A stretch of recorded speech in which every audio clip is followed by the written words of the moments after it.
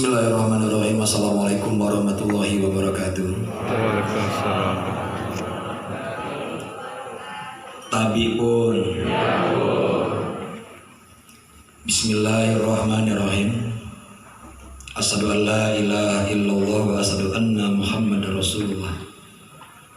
Allahumma sholli ala sayyidina Muhammad wa ala ali sayyidina Muhammad. Laqad kana lakum fi Rasulillah uswatun hasanah. Yang kami hormati dan kami banggakan,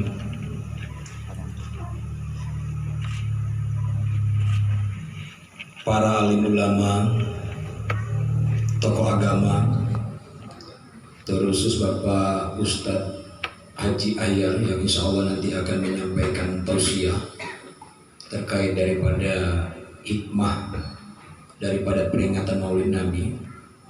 Dan kita doakan semua agar kiranya para alim ulama kita, para guru-guru ngaji kita diberikan kesehatan, dipanjangkan umurnya, umur yang berkah, amin. Amin. Kepala Kantor Kementerian Agama beserta seluruh kasihnya yang ada pada kesempatan ini, dan juga seluruh kepala madrasah, baik madrasah sanawiyah, madrasah ibtidaiyah, dan juga Radatul Atfal yang ada pada kesempatan ini yang saya hormati dan saya banggakan. Para kepala perangkat daerah yang ada pada kesempatan ini yang mendampingi kegiatan kami pagi hari ini yang kami hormati dan kami banggakan. Bapak Pratim beserta para Bambin Kamtibmas yang ada pada kesempatan ini yang saya hormati dan saya banggakan. Bapak Ibu, para Dewan Guru, dan juga para orang tua siswa yang hadir pada kesempatan ini, dan juga anak-anakku yang kami banggakan dan kami cintai, terkhusus Ananda Nur Hasanah yang tadi sudah begitu bagusnya membacakan ayat suci Al-Quran dalam rangka pembukaan acara peringatan Maulid Nabi kita pada pagi hari ini, yang kita banggakan dan kita doakan mudah-mudahan Ananda Nur Hasanah ini ke depan bisa mengharumkan nama baik Kabupaten Abu Barat di tingkat provinsi dan nasional. Bapak Ibu yang saya hormati dan saya banggakan, yang pertama tentu pada kesempatan ini kita bersyukur kepada Allah Subhanahu wa taala. Alhamdulillah hari ini kita dipertemukan di Madrasah Ibtidaiyah Negeri 3 2 Kabupaten Lampung Barat dalam rangka acara peringatan Maulid Nabi di tahun 2020 dengan suasana yang sama-sama kita maklumi. Di tengah pandemi COVID-19 ini Bapak Ibu, gairah seperti ini agak sedikit menurun ini. Saya terus terang, kegiatan peringatan Maulid Nabi ini tahun 2020 ini baru masuk yang keempat. Biasanya kita tidak henti-hentinya keliling dari pokon satu ke pokon satu, kecamatan satu, kecamatan yang satunya, ke sekolah yang satu, ke sekolah satunya, ke ponpes satunya, ke ponpes satunya. Tapi hari ini di tengah pandemi COVID-19, hampir semuanya kegiatan itu rata-rata ditiadakan dengan alasan pandemi COVID-19.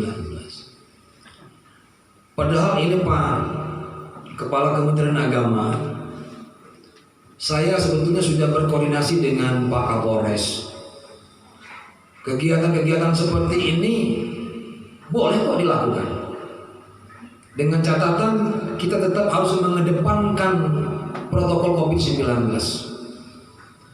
Artinya kita tetap menggunakan masker, ya jaga jarak, termasuk juga menyiapkan cuci tangan dan juga hand sanitizer.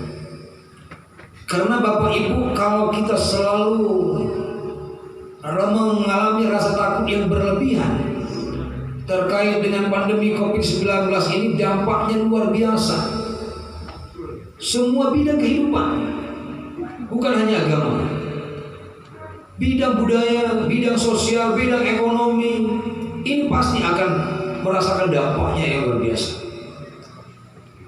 Nah hari ini Min 3 Kabupaten Lampung Barat Min 2 Kabupaten Lampung Barat menyelenggarakan yang namanya peringatan Maulid Nabi ini. Yang pertama tentu tujuannya adalah silaturahmi. Yang kedua yaitu mempertebal rasa keimanan dan ketakwaan kita kepada Allah Subhanahu wa taala. Yang ketiga yaitu untuk menjadikan sebagai sarana kita untuk melakukan introspeksi di tengah wabah pandemi Covid-19. Ini sebenarnya ajangnya muhasabah lah. Karena memang namanya manusia hidup ini tidak akan sempurna, tidak luput daripada kesalahan dan kekeliruan. Ini mestinya sarana yang paling efektif. Jadi kalau kita mengundang kiai, ulama, ustaz, minimal memori kita ini dibolak-balik, direview. Minimal kita akan kilas balik kehidupan Rasulullah SAW di masa lalu. Bagaimana beliau memperjuangkan tegaknya Islam di tengah kegelapan. Hari ini kita diuji dengan pandemi Covid-19. Saya kok ya ragu dan takut. Takutnya begini, banyak orang sekarang ini yang diundang gak datang alasan Covid. Kegiatan-kegiatan yang lain juga diundang tidak datang alasan Covid. Saya rasa ujian yang diberikan Allah hari ini kepada kita ini mesti kita jadikan koreksi dan introspeksi untuk berbuat yang terbaik. Apa yang sudah kita lakukan sehingganya, bahasanya kalau azab mungkin terlalu berat. Ujian yang turun hari ini mungkin ada yang salah terhadap kita. Apakah kita ini memang sudah terlalu sombong, atau karena mungkin bibir kita, mulut kita hari ini tidak kita pergunakan untuk mengingat Allah. Bayangkan Bapak Ibu, dulu yang namanya pakai masker ini bukan kita, hanya para petugas kesehatan, katakanlah dokter atau bidan atau perawat. Tapi hari ini kita semua diminta untuk pakai masker untuk menjaga diri kita dan menjaga orang lain. Jadi ada sebuah hikmah yang tersimpan dari ujian-ujian yang diberikan oleh Allah SWT kepada kita hari ini. Nah, mudah-mudahan dengan peringatan Maulid Nabi hari ini kita akan tersadarkan bahwa kita ini bagian dari manusia yang tidak sempurna, yang tidak luput dari kesalahan dan kekeliruan.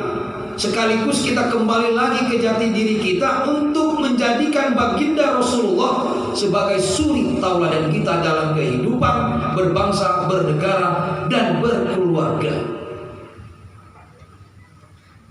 Baginda sudah memberikan contoh yang sangat baik, yang patut kita teladani. Tetapi sekarang ini mohon maaf, khususnya kepada generasi-generasi muda, generasi-generasi yang berikutnya, bahasanya murid kita atau siswa-siswi kita, hari ini mereka berhadapan dengan yang namanya era teknologi. Kalau tidak pandai-pandai memanfaatkan era tersebut, akan berdampak negatif. Tetapi kalau kita pandai memanfaatkannya, justru era teknologi ini merupakan peluang dan kesempatan agar kita mudah dikenal orang dari sisi kemampuan dan juga kecepatan informasi kita untuk memberikan informasi secara luas. Sekarang ini sebenarnya belajar daring seperti ini, kalau kita lihat hampir semua pekerjaan rumah yang kita berikan kepada anak-anak di sekolah di rumah, sebetulnya hampir 50% dikerjakan oleh anak dan 50% dikerjakan oleh orang tua siswa. Betul nggak Pak? Saya rasa nggak akan jauh beda. Ini survei. Padahal yang dikasih tugas itu bukan orang tua siswa, tapi anak.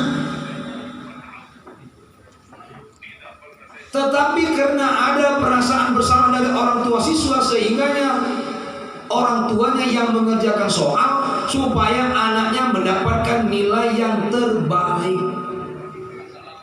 Akhirnya kita mengajarkan anak kita untuk berbuat yang tidak baik. Sebenarnya ini menjadi pembelajaran buat kita juga. Nah, saya meyakini madrasah harus menjadi bagian yang terdepan, menjadikan contoh bahwa belajar pola jarak jauh ini tidak akan mengurangi akhlak daripada anak-anak, bahwa mereka betul-betul bertanggung jawab dengan amanah yang diberikan oleh gurunya untuk mengerjakan pelajaran di rumah.